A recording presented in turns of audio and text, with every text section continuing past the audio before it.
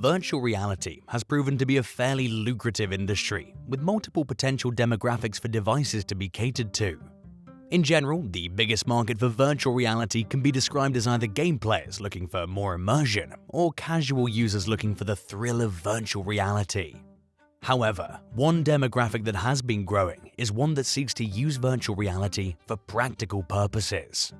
The Pico line of virtual reality headsets is one competitor in this industry, specifically having a lot of popularity in some places in Europe and Asia. The most recent headset, the Pico 4, has recently had a follow-up to its announcement called the Pico 4 Enterprise. This headset is meant for the latter audience, the one mainly interested in virtual reality's practical purposes. But which headset is best for your needs? And how does the Pico 4 Enterprise compare to its competitor, the Meta Quest Pro? If you're looking to buy either a Pico 4 Enterprise or a Meta Quest Pro, the most important question to ask is why? This isn't to denigrate either device as much as it is to point out that these devices are made for a specific niche. Both devices are meant to be used for business purposes or practical purposes, more so than for gaming. One nice advantage behind the Pico 4 line of headsets is the fact that apps and games made for its predecessors, the Pico 3 and Pico 3 Pro, will also work on the Pico 4 and Pico 4 Enterprise. Even when comparing the Meta Quest Pro to the Pico 4 Enterprise, both of which are tailored for business use, there are differences to consider. For example, where the Meta Quest Pro is aiming to win over individuals and organizations alike, the Pico 4 Enterprise appears to be courting organizations exclusively in its outreach. This is a sensible approach, considering the fact that the headset is rather expensive, and the Pico 4 is already an adequate headset for individuals in most cases. Now, granted, that doesn't mean that organizations are the only ones who stand to benefit from the technology. For example, someone who has aspirations of working in a certain industry may want to use the headset for training and simulation apps. Another angle is for contract workers, who may still want to use face tracking and eye tracking if they're ever included in virtual meetings. The Pico 4 Enterprise includes significant technological advancements compared to its predecessor. Perhaps the most noticeable of these changes are the eye and face tracking technologies included with the headset. The idea behind the implementation of these technologies is that if you have to do a virtual meeting, you would, in theory, be able to have a more personable meeting than you would if you used a Pico 4 instead.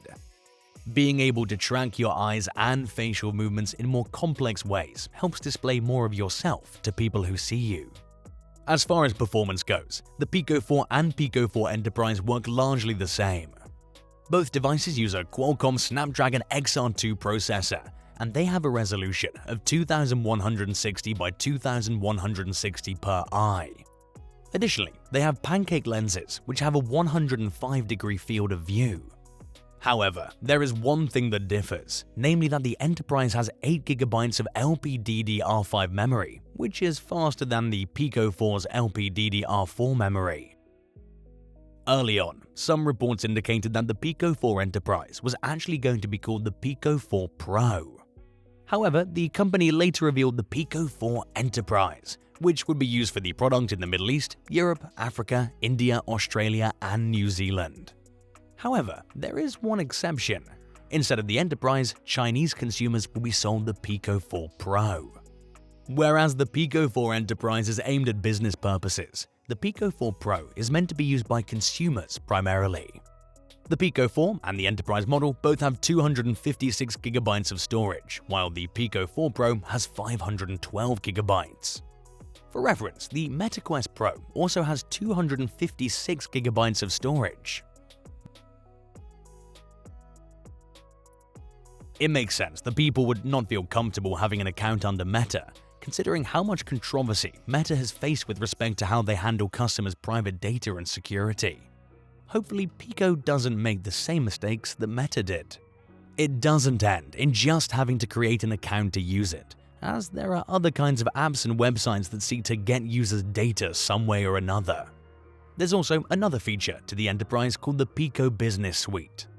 According to Pico Interactive, this platform is meant to provide users with a safe and secure way through an enterprise-level operation system. The platform has three functions. Streaming mode, which allows you to transmit data both to and from the headset. Sync mode, which helps manage both software and digital assets. Kiosk mode, which allows for multiple virtual reality devices to be connected during live streams or automatic viewing. Pico Interactive has indicated that they intend to do everything they can to avoid potential data breaches, though some have expressed skepticism about their intent to do so. Pico Interactive is actually a subsidiary of another company called ByteDance, which some may recognize as the company behind TikTok. And as many are aware, TikTok is known to send user data to China. Granted, this is not a shocking revelation, as you'll find examples of companies harvesting our data, whether it's for the sake of government or for their own business interests. Still, that doesn't mean we can't be bothered by it. Beyond this, Pico Interactive has indicated that they intend to aim for ISO 27001 privacy certification. In order to achieve this certificate, a company must demonstrate multiple things. For one, they have to demonstrate that they have an ISMS, Information Security Management System, that's supported by leadership and well integrated into your company. And while it's still new, Pico will have to show that they have a reliable structure to improve your security measures through monitoring, updating, and performing risk assessments regularly. There's a lot of things you could argue in favor of the Meta Quest Pro, but one thing that is undeniable is that Pico 4 Enterprise is cheaper, and it's not by a trivial amount either. It is slated to launch with a price point of €899, approximately $888. For other regions it's slated to be released in, the price is expected to be comparable.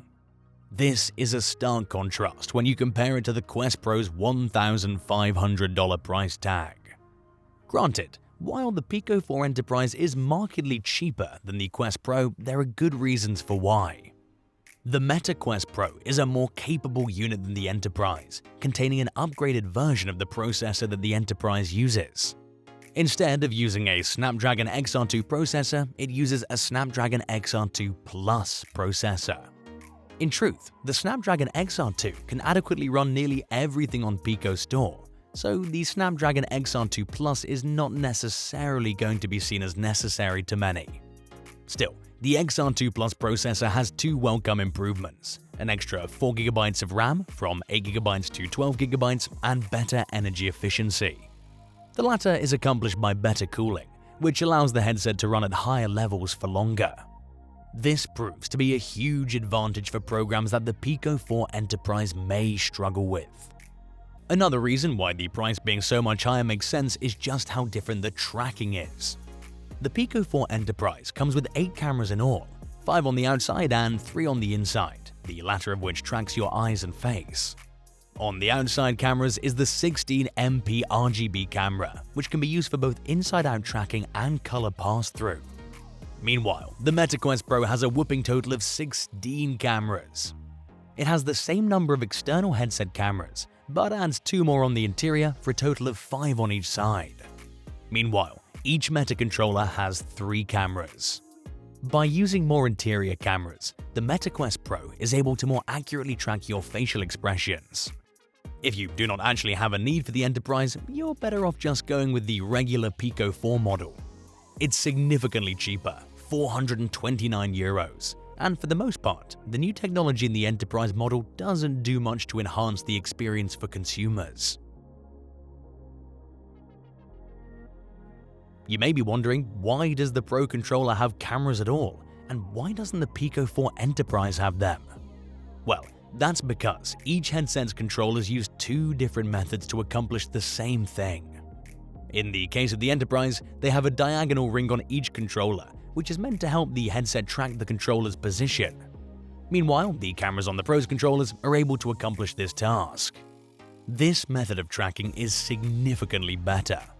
I mean, on the face of it, not having these 2 clunky rings makes them less unwieldy to, well, wield. And on another point, this method of tracking just has better results. For one, the controllers don't have to be in the headset camera's range to be detected, and for another, it improves both environmental tracking and depth perception. Besides the price, this may be the next best advantage the Pico 4 Enterprise has. Despite the batteries in both the Enterprise and the Pro being roughly the same size, the Pro has a 5000 mAh battery, while the Enterprise's battery is 5200 mAh. This leads to the Meta Quest Pro having a battery life in many cases that only lasts 1 to 2 hours, while the Pico 4 Enterprise has somewhat better results, generally landing somewhere between the 2.5 to 3 hour range.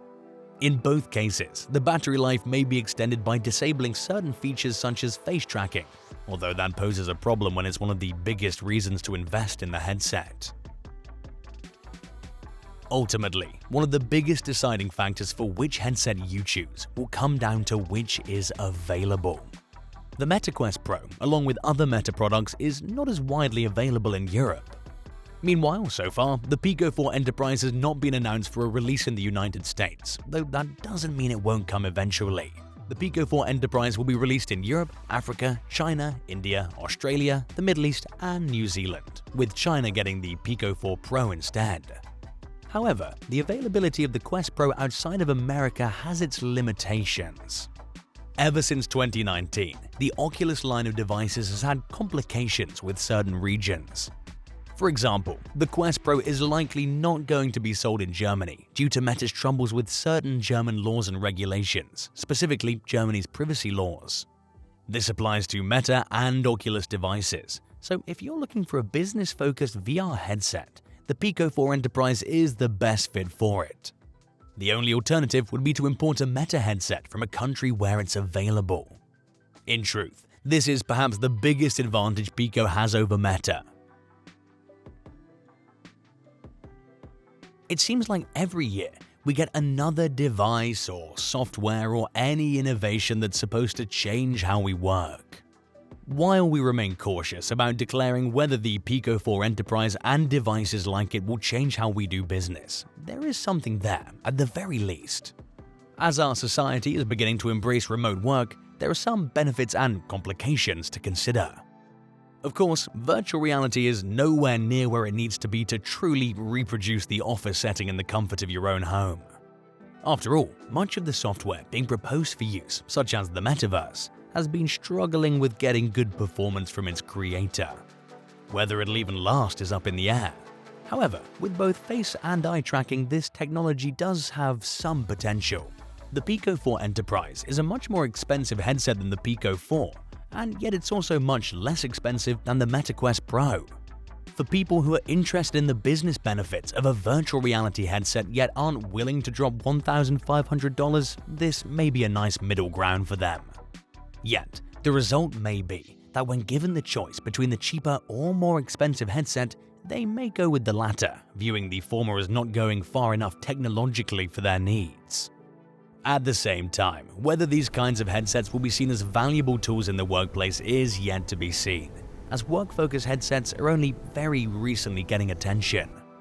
I think there will always be solid edge cases justifying the use of virtual reality headsets for practical purposes, such as simulation training for a surgeon or someone learning how to drive. However, even with remote work being such a prominent thing, we're not entirely sure whether virtual reality meetings will stick the landing.